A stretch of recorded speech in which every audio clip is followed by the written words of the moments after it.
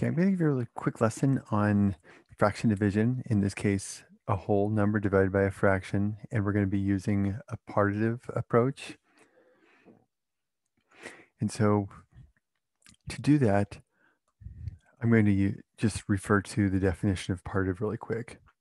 So you'll recall in partitive division, we're taking this whole thing, whole number, and we're going to split it up into equal sized parts. And the result is that the answer tells us the size of those parts, which is why it gets a little bit tricky when we deal with partitive division and fractions, because knowing what the answer means is one of the most challenging parts. So let's begin with, in this case, 2 divided by 3/4. So I've decided that my whole is going to be 2. And this whole, according to our fraction definition, is going to be split into parts of size 3/4, or in other words, this whole then becomes 3/4. But 3/4 of what?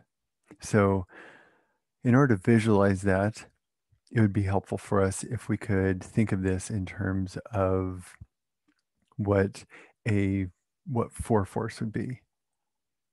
So I'm going to take this and I'm going to split it up into 3 equal sized pieces. And I'm going to add another 1/4 of those equal sized pieces.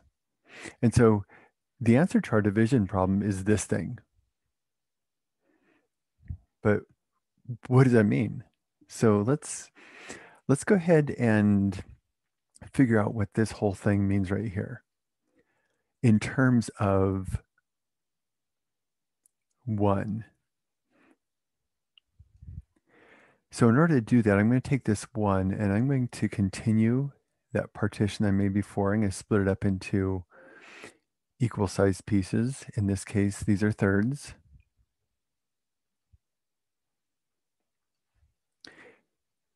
And I could continue that pattern. And so 2 is split up into thirds. Now I have 6/3. And this whole entire thing, or in other words, our quotient, is 8/3 of 1 whole. And this is, in essence, the whole difference between partitive and measurement division. Well, one of the differences is what that quotient means. In this case, our answer is that 3/4 is 8/3 of 1 whole. And that's just our quick review of partitive division with a whole divided by a fraction.